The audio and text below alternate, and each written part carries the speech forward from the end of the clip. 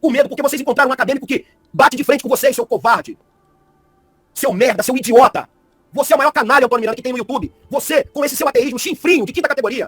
Teoria flaviana é terraplanismo. Eu nunca comparei a pesquisa com terraplanismo. Teoria flaviana é terraplanismo. Agora o ponto é, Marcos, mas você tem aí alguma coisa que consiga dar sustentação de que 1 Tessalonicenses 2, ou a carta toda interpolada, sim, tá aqui, ó, mostra pra vocês. Então repare que ele vai demonstrar que ele tem uma evidência de que 1 Tessalonicenses 2,16 é interpolação. Reparem nisso, hein? Sim, eu tenho. Aqui, ó, eu tenho. Eu não preciso mentir. Repararam que ele tem e que ele não precisa mentir, né? Tá? Eu não preciso mentir, tá aqui, ó. Aqui. Tem um artigo aqui, ó. Revista Eletrônica de Teologia e Ciências da Religião. É o Kenner Terra e o Silvio Gomes. Então reparem que ele mostrou aqui, ó, da Unitas, né? A possível não autenticidade de 1 Tessalonicenses. Então, ele só leu o título, tá? Ele só leu o título. Depois eu vou mostrar para vocês o conteúdo do artigo, cara. Cara, isso aqui é uma coisa assim que... Sem brincadeira, quando eu vi isso, eu senti vergonha alheia. Com todo o respeito, todo o carinho ao professor Marcos, apesar dele ter me xingado, né? Feito tudo aquele papelão lá que vocês sabem muito bem. Eu fiquei com vergonha pelo professor Marcos, né? Pelo que ele fez aí, né? Isso aí é algo vergonhoso para um acadêmico. Vamos continuar aqui, ó. A possibilidade da não autenticidade de Tessalonicenses. Agora vamos lá. O Dr. Kenner é doutor em Ciências da Religião pela Unesp. Será que ele leu o artigo?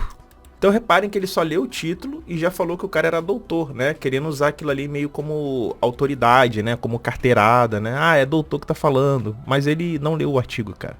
Então olha aqui, ó. Ocorre que há argumentos bem contundentes para considerá-lo parte integrante da carta original.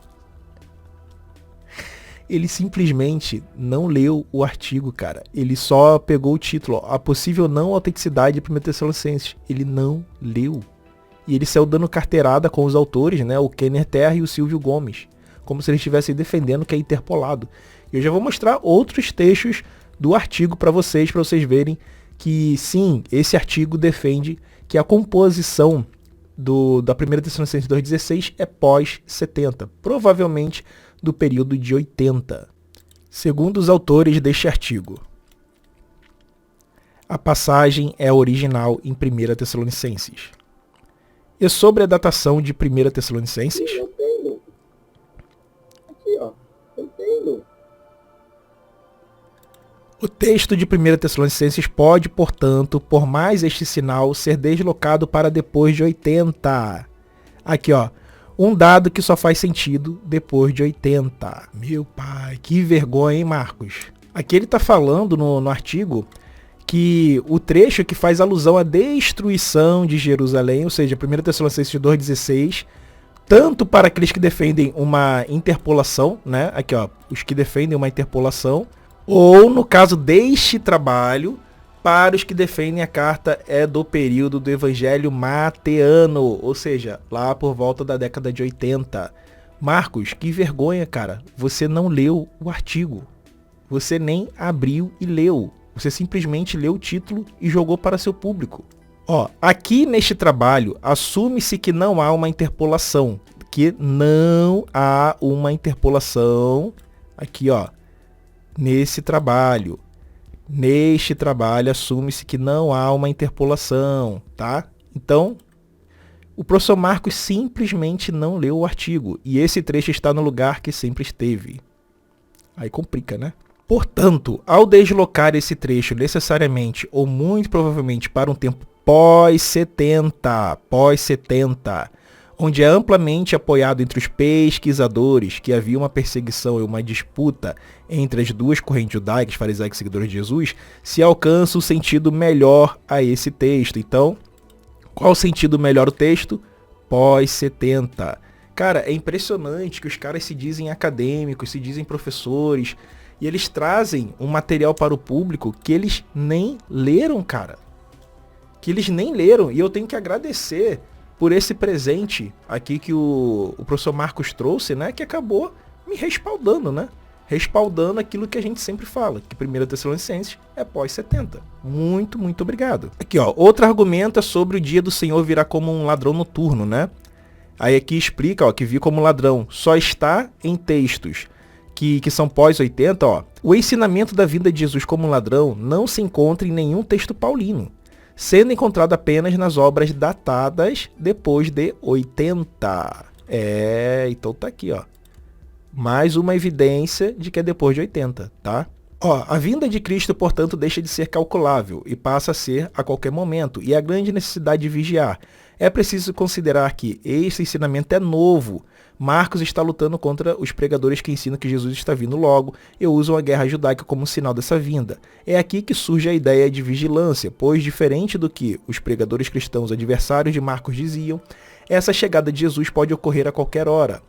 Não há outro momento histórico que justifique a criação dessa mensagem, senão a rejeição de uma vinda a partir dos sinais, que os pregadores ensinavam ser mais do que perceptível, atuais, seguros e garantidores. Então, algo que é pós-marcano. Entre as obras Marcos e Mateus, o ensino marcano pode ter recebido esse acréscimo, o que tornaria Mateus apenas o relator de uma doutrina, já conhecida, contudo, não antes de 70, derivada de Marcos, portanto desconhecida por Paulo.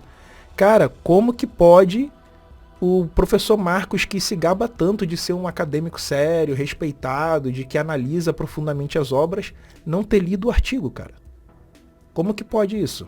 Mais uma vez, ó, se essa consideração poderá ser realizada, então de fato o texto de 1 Tessalonicenses pode, portanto, por mais este sinal, ser deslocada para depois de 80. Contudo, sua autenticidade ganha mais um elemento de dúvida, pois possui certamente um dado que só faz sentido depois de 80, e agora com a doutrina da vinda de Jesus como um ladrão à noite. Provavelmente recebe outro dado que conduz a carta para o mesmo período, ou seja, período de 80, segundo o artigo. Aí aqui ele vai falar sobre a ideia da trombeta, tá? E vai localizar também com o contexto de Mateus. Ó, sendo assim, faz mais sentido que essa vigilância seja realmente de natureza pós-70. 1 Tessalonicenses, mais uma vez, se aproxima não apenas dos anos 80, mas também, novamente, da comunidade mateana. Com medo, porque vocês encontraram um acadêmico que bate de frente com vocês, seu covarde. Seu merda, seu idiota. Você é o maior canalha, Antônio Miranda, que tem no YouTube. Você, com esse seu ateísmo chinfrinho de 5ª categoria. Teoria flaviana é terraplanismo. Eu nunca comparei a pesquisa com terraplanismo. Teoria flaviana é terraplanismo. Eu nunca comparei a pesquisa com terraplanismo. Teoria flaviana é terraplanismo. Pronto. É terraplanismo. Olha como é que ele bota aqui, ó. Marcos, histórico, academicista. Então, ele usa dessas carteiradas aí para falar que é acadêmico, né, que é historicista, mas o cara não sabia ler um artigo, cara. O cara pegou só um título do artigo e jogou na tela pra galera. Além de só ficar com ofensas, com bravatas, né, atacando o pessoal. Repare que em nenhum momento eu ataquei a pessoa dele, nesse vídeo ou em qualquer outro, mas ele ataca a nossa ideia, ataca as pessoas, né? Ataca a nossa honra. Então veja, o cara, ele simplesmente fala que é acadêmico, fala que é historicista, mas ele traz um artigo onde ele só leu o título e dá carteirada de que é de doutores, mas ele nem se deu o trabalho de ler o conteúdo do título, que converge com aquilo que nós falamos, que a epístola de 1 Tessalonicenses é pós 70. Quando entra um acadêmico de ponta, porque eu sou um acadêmico e bom, sou bom no que eu faço. Eu sou bom no que eu faço. Agora sim, vocês viram aí, né? Então que o acadêmico, que é bom, que sabe o que ele faz, né? Que quer me ensinar, ele, além de não ter, durante a live que vocês viram, com a qual ele entrou, não saber a diferença dos sinais do aparato crítico, né? De não saber a diferença de uma, como é que pode dizer assim, de uma variante textual para a interpolação da passagem inteira, você vê que ele também expõe para o público artigos ao qual ele não leu. Então isso é uma postura de acadêmico, ficar ofendendo, xingando, né? Detratando a pessoa, isso não é postura acadêmica. Ficar em grupinhos, né? Falando, fazendo intriguinha, isso não é postura acadêmica. Ficar atacando o pessoal das pessoas, comprando com o DI, com o terra plana, isso não é postura acadêmica. Então eu recomendo ao Marcos que vá aprender primeiro a ler um aparato crítico antes de entrar e leia os artigos antes de apresentar para o público. Isso é uma recomendação de boa, pelo bem dele, para que ele não passe mais vergonha. Que já está vergonhoso isso. Uma pessoa que nem é formada ensinando um acadêmico historicista, né? Aí complica. Eu que não estou formado ainda tendo que ensinar coisa básica. Tendo que ensinar uma coisa que é básica para um acadêmico, coisa que é para leigo. Entende? Tá ficando muito feio, Marcos. Tá ficando muito feio. Então, um professor que se diz academicista errando em coisa básica. Aí tem uma outra coisa aqui que é muito interessante que eu quero mostrar para vocês. Aqui eu quero mostrar outra coisa muito interessante para vocês, né? Que é esse rapaz aqui que é Alisson, né? Que também é professor, né? Que se diz aí combatente da teoria do Jesus romano. E aí, olha que interessante, ele faz um slide ao melhor estilo jaquetinha, né? Só que aqui, galera, isso aqui tudo é um prompt de comando do ChatGPT. Isso aqui, ó, propósito. Os evangelhos são narrativas teológicas e apologéticas com o objetivo de apresentar a vida, a morte e a ressurreição de Jesus.